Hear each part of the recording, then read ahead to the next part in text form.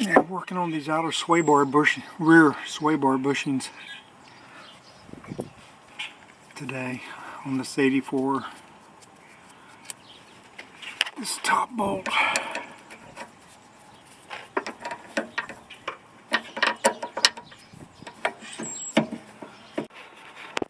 Yeah, I just wanted to say on the 84s, you can get this. You can get these bolts. It's easier if you undo both sides, take both brackets out to get the bolts in and out.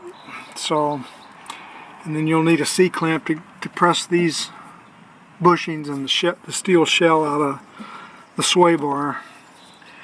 The brackets you can take in and put on a vise, or if you got a press, you can do it like that, or your C-clamp makes it a little easier. But yeah, so yeah, they're not the rear bushings aren't too bad.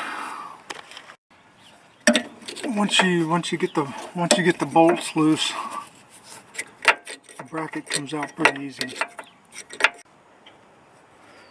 And you can notice that this is offset, so it only goes back on in one direction. You can't reverse it. It doesn't fit. So take this downstairs and press these out. Press this, at least this out right here. Okay, this will have to be pressed out on the car. Press these bushings out real quick here. This steel sleeve that's in, or steel shell that's in there, you have to remove that. You don't use it again, so got to get that out of there. Yeah, getting the inner sleeve out of the bushing wasn't quite as easy. You have to work at it pretty good. So then once you get that out, the rubber bushing on the inside is not that hard to get out. So then the next problem is you have to get this steel shell out.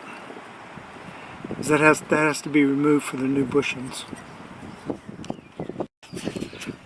Yeah, once you get that steel sleeve out, the rubber bushing kind of just pops out of there. Now the problem is getting this steel shell out so the new bushings go in.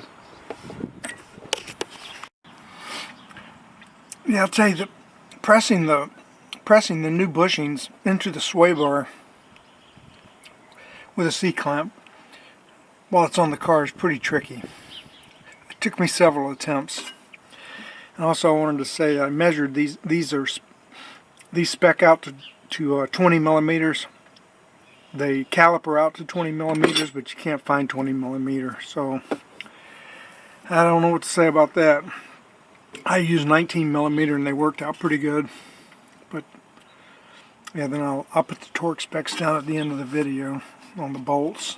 And I have not done the brackets on the frame yet. This turned out to be a little more time consuming than I originally thought, but anyway.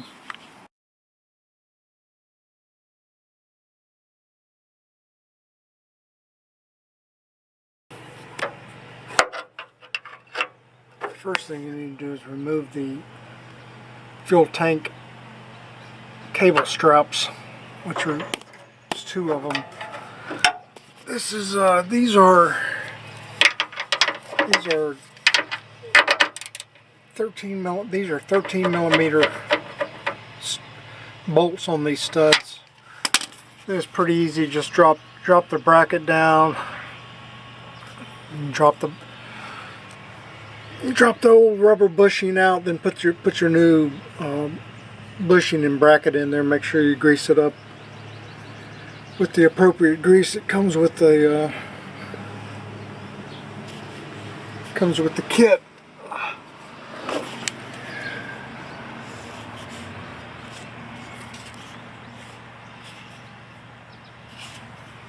Yeah, but these are fuel tank straps right here, so These are fuel tank straps.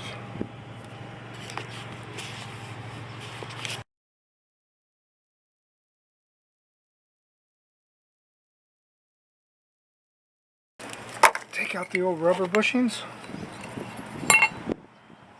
and put in the new propane bushings. Grease them up really good. And I went ahead and I had to buy some more grease. I like to really grease them